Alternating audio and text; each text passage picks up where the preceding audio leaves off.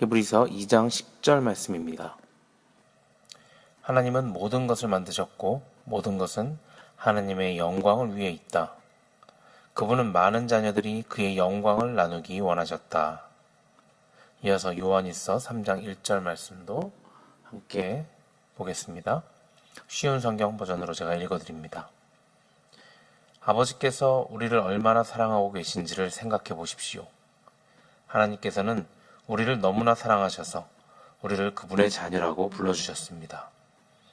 이제 우리는 정말로 그분의 자녀입니다. 그러나 세상 사람들은 우리를 이해하지 못합니다. 왜냐하면 그들은 하나님을 모르기 때문입니다. 아멘. 오늘 제목은 하나님의 가족으로 태어났다입니다. 이 가족이라는 이 단어, 언제나 들어도 마음이 푸근해지는 단어가 아닐 수 없습니다. 어떤 사람은 또 가족 그러면 조금 불편한 생각이 들 수도 있지만 대부분의 우리가 누구를 소개하면서 이 사람은 나와 가족 같은 사람이야 라고 얘기를 하면은 정말 그렇게 친하다는 거죠. 그리고 더 그런 말보다 더 좋은 말은 없을 것 같습니다. 누구를 소개할 때 뭐 영어로는 He's my best friend 뭐 그러면서 좋은 말이 있을 수 있지만 뭐 영어로도 더 심하게 나가면 He's my family, one of my family 그런 식으로 가족 같다라고 얘기할 수 있는 게 정말 누구를 소개할 때 최고의 찬사 같습니다. 찬사일 것입니다. 한국 사람들은 또 이렇게까지 얘기하죠. 나 저 집에 숟가락 몇 개인지도 다 알아.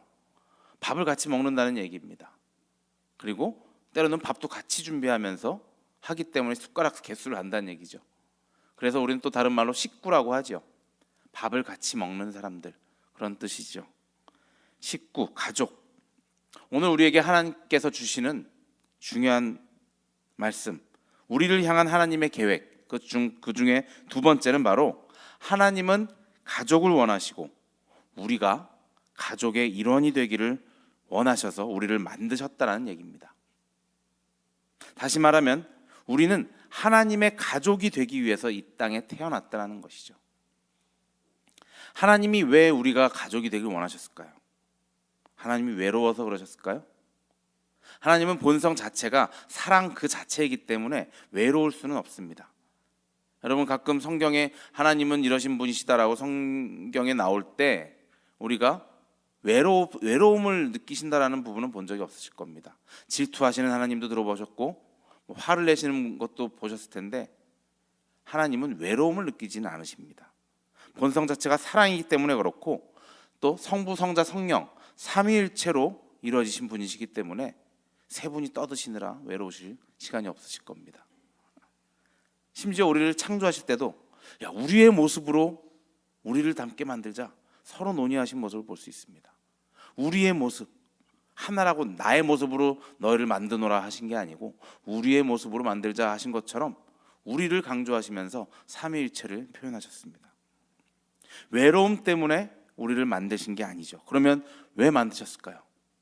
우리를 만드심으로 인해 기쁨을 얻으시려고 그냥 일부러 만드신 겁니다. 우리를 통해서 그 기쁨을 얻으시려고 외로워서가 아닙니다. 이 말씀은 또 반대로 우리를 만들어서 우리를 심부름시키려고 그런 종으로 삼으려고 만드신 게 아니라는 것입니다. 간혹 우리가 하나님의 존재를 우리의 왕으로 말씀드리면서 우리 나의 왕 되신 주님 얘기하면서 나는 주님의 종입니다 라고 우리가 고백은 합니다. 하지만 그것은 우리의 고백이고 우리가 겸손하게 종으로서 있을 테니 주님 나에게 말씀하십시오. 내가 다 말씀하신 대로 따르겠습니다 하는 고백이지 하나님이 너희는 나의 종이 되어라 라고 말씀하신 게 아니라는 것입니다. 특히나 종, 둘로스라는 종 아시죠? 몸이 묶여서 배 밑에서 노를 젓던 그런 종, 꼼짝달싹할 수 없는, 도망갈 수 없는 그런 종, 말을 들을 수밖에 없는 그런 종의 모습으로 우리가 태어난 것이 아니라 하나님은 우리를 가족으로서 만드셨다는 것입니다. 가끔 하나님을 왕으로 말씀하면서 또 자신을 종으로 얘기하면서 하나님을 포악한 통치자로서 그렇게 오해하는 분들도 간혹 있는 것 같습니다. 하나님은 우리가 복종해야 될 대상은 맞습니다. 하지만 그 복종이 아들로서의 복종이지 그 묶여있는 종으로서의 복종이 아닌 것을 우리가 기억해야 하는 것입니다. 그 차이는 하늘과 땅 차이일 것입니다. 정말 하나님께서는 우리에게 언제나 자유의지를 허락하셨습니다. 동의하시죠? 여러분에게 정말 자유의지가 없어서 그냥 하나님이 말씀하신 대로만 끌려다니는 분 계십니까? 차라리 그랬으면 좋겠지만 우리는 그러지 못합니다. 항상 나의 생각이 먼저 나오고 나의 의지대로 하려고 하는 것이 강합니다. 그래서 하나님을 따를 것인지 세상을 따를 것인지 우리가 항상 하나님을 언제나 무시하고 우리 마음대로 할 수 있습니다. 한번 해보시기 바랍니다. 한번 그렇게 해봐야 우리가 나중에 큰 고생하고 나중에 땅을 치며 후회하고 아이고 하나님의 뜻대로 할 걸, 하나님의 품이 얼마나 좋은지 그제서야 깨닫고 돌아올 수도 있습니다. 제 고등학교 친구 얘기를 하나 해드릴게요. 제가 고등학교 시절에 밴드를 좀 했습니다. 락 밴드입니다. 거기 기타 치던 친구가 있었는데 그 친구가 머리가 굉장히 좋았어요. IQ가 한 143 정도, 저보다 조금 높았어요. 어떤 친구냐면은 머리가 너무 좋아서 좀 특이한 행동을 많이 하는 친구였어요. 수학 문제를 푸는데 두루마리 휴지에다 막 문제를 풀면서 두루마리 휴지를 막 이렇게 길게 하면서 자랑하는 건지 아무튼 좀 정말 누가 봐도 좀 특이한 친구였습니다.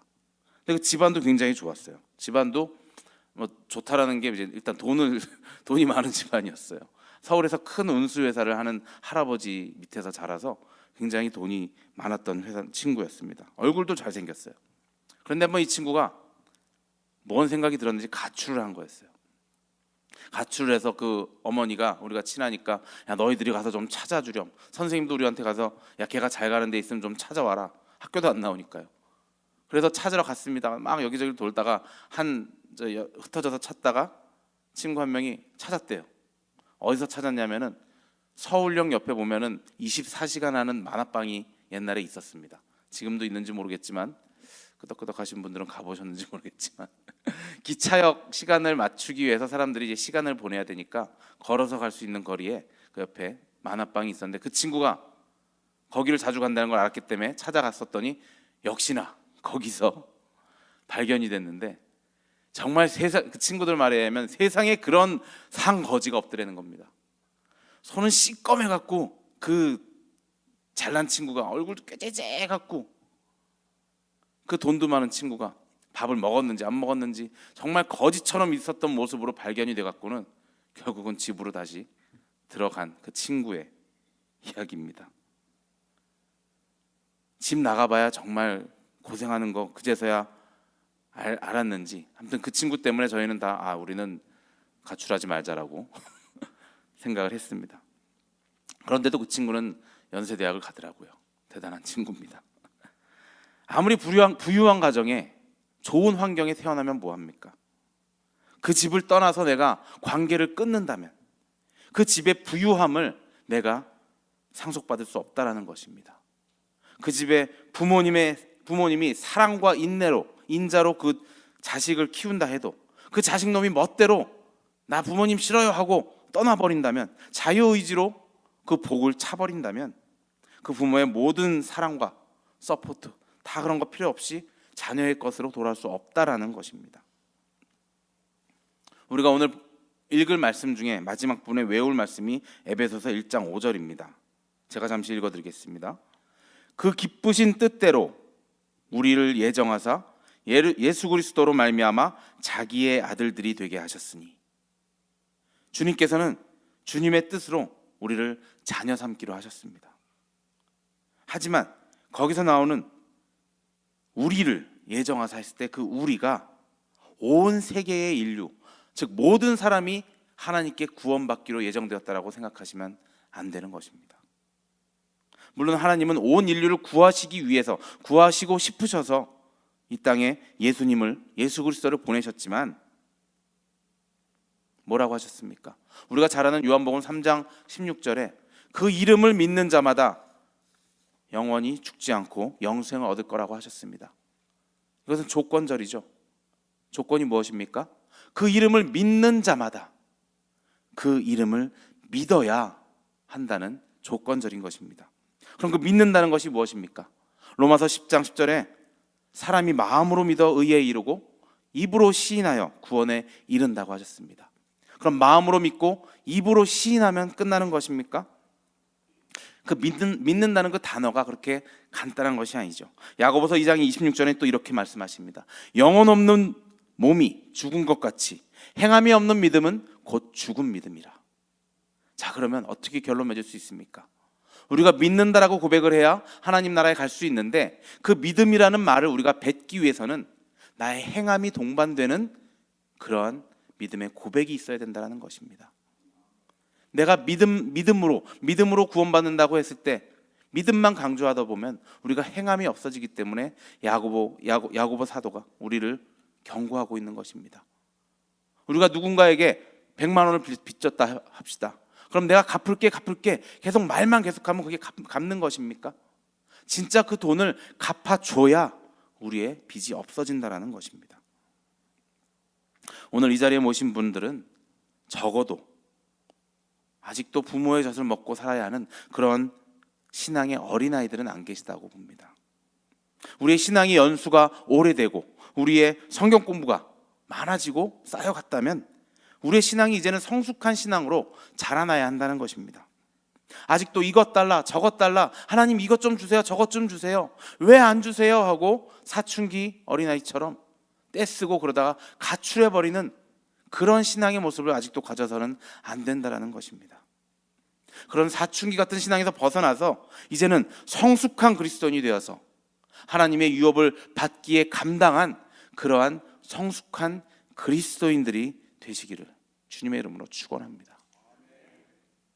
하나님의 가문을 이어받는다는 것이 얼마나 우리에게 큰 영광인지 여러분 잘 아실 것입니다.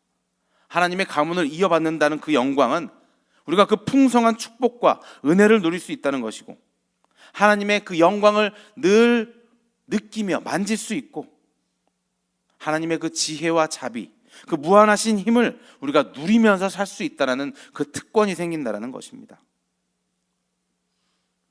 간혹 보면 참 우리가 따르고 싶은, 존경받는 어떤 가정을 이루고 계신 장로님들을 볼 수 있습니다. 아니면 권사님들을 볼 수 있습니다. 집사님들 중에도 그런 분들이 계시죠. 그 장로님들의 집은, 그 권사님들, 집사님들의 집은 어떻게 보면 어떻게 저렇게 화평해 보일까? 또 그 자식들은 너무나 잘 됩니다. 너무너무 부러운 그 집안을 보면은, 많은 집안들이 보면 영락없이 3대째 내려오는 신앙의 가문인 것을 우리가 많이 볼 수 있습니다. 하나님을 중심으로 신앙으로 하나가 된 그 축복의 집안들인 것을 우리가 알 수 있습니다. 물론 하나님을 믿는다고 해서 우리가 지금 현실 세계에 물질적인 축복을 다 받는다는 것은 아니라고 할 수 있습니다. 물론 우리가 보기에 가난하게 살지라도 그러나 그 집안은 화평해 보이는 그러한 집안들이 있는 것입니다. 분명히 그 축복받는 가정은 그 중심에 하나님이 계심을 우리가 볼 수 있습니다. 여러분들 그런 가정을 보면 좀 부러우시죠? 우리 가정은 그러지 못한 것 같은데, 그렇다면 여러분 결심하시기 바랍니다. 이제부터라도 우리 가정에 신앙의 유산을 물려줘야겠다라고 결심하시기 바랍니다. 내가 부모님으로부터 그 신앙의 유산을 받지 못했다면 이제 나로부터 시작해서 내가 신앙의 1세대로 나의 3세대까지 정말 주님의 축복받는 그 가정을 만들어야겠다라고 기도하시기 바랍니다. 그러면 제가 정말 자신 있게 말씀드릴 수 있습니다. 신앙이 3대째가 되면요, 그 집안에 풍요가 따릅니다. 물질의 풍요는 제가 장담할 수 없지만 마음의 풍요가 따르고 그 가족들, 자녀들이 잘 될 수밖에 없습니다. 그렇다면 우리가 뭘 해야겠습니까? 여러분들 자신들은 이렇게 신앙을 잘 지켜나가고 계시죠? 그러면 돌아가신 부모님의 신앙을 위해서 우리가 기도해야 됩니까? 이미 돌아가신 분은 우리가 기도해봤자 소용이 없는 거 아실 것입니다. 그러면 누가 남았습니까? 우리의 자녀들이 남았습니다. 우리 자녀들에게는 아직 기회가 있습니다. 우리 그 자녀들의 신앙을 위해서 우리가 최선을 다해야 할 것입니다. 특히 이민 사회에서는 더욱 힘듭니다. 왜 그렇습니까? 기본적으로 언어 문제 때문에 우리가 힘듦을 느낍니다. 그들과 우리 사이에서 언어의 장벽이 잘 생기죠. 물론 부모님이 영어를 잘하면 그런 일이 별로 없지만 영어 때문에 그들이 하는 말을 잘 우리가 못 알아듣고 우리가 하는 말을 그들이 잘 못 알아듣기 때문에 우리가 힘들 수밖에 없습니다. 그래서 그런지 우리가 그들을 그냥 교회에 맡기거나 교회에서 그냥 잘 키워주길 바라거나 그냥 나는 조금 멀리서 지켜보는 것밖에 할 수가 없는 게 우리의 현실이 되고 맙니다. 그럼 그럴 수밖에 없는 것 이해합니다. 하지만 그렇더라도 자녀들의 교회 생활이 어떻게 되고 있는지 우리가 더욱 관심을 가져야 할 것입니다. 우리 자녀들이 학교에서 친구들과 어떤 대화를 나누고 있는지, 자녀들이 우리 교회에서는 어떤 대화들을 나누고 있는지 우리가 관심을 가져야 할 것입니다.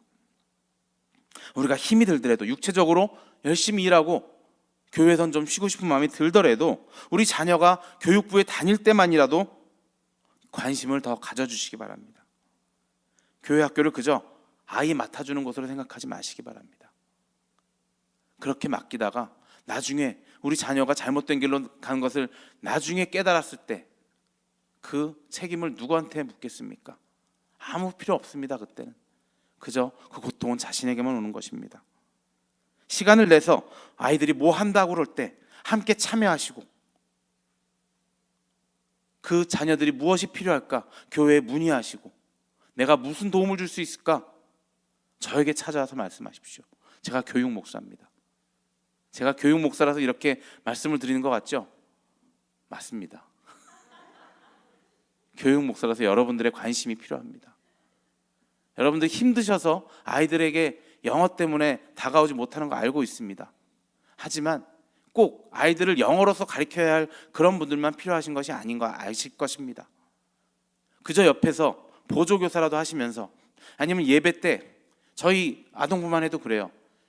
예배 때 저와 선생님 한 분, 두 분만이 파워포인트 돌리고 음악 만들고 그거를 둘이서 쿵짝쿵짝 다 합니다.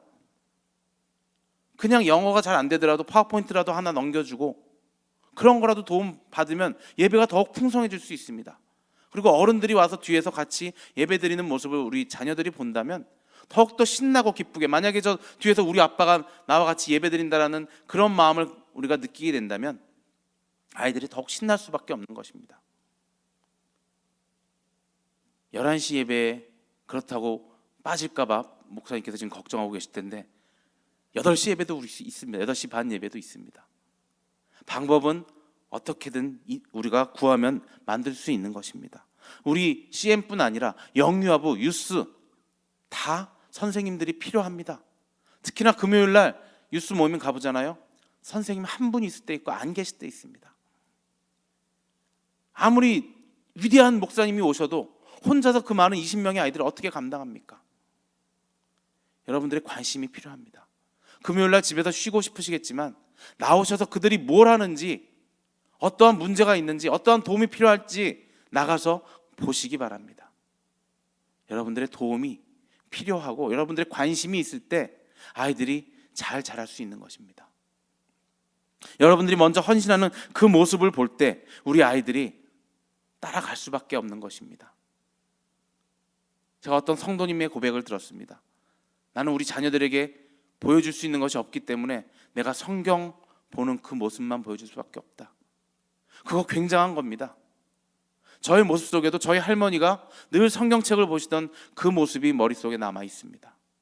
그 모습을 보고 자란 아이들은요, 도대체 저 성경 속에 무엇이 들어있을까라고 궁금함을 갖게 됩니다. 그리고 자신이 힘들 때 그것을 찾아보게 됩니다. 그 모습을 보여줄 수 있음에 감사하시고 그거라도 하실 수 있음에 주님께 자신을 기뻐하시기 바랍니다. 여러분, 하나님의 가족이 되고 싶으십니까? 여러분만 하나님의 자녀가 되기면 되는 것 아닌 것 여러분 아실 수 있습니다. 아시고 계시는 줄 알고 있습니다.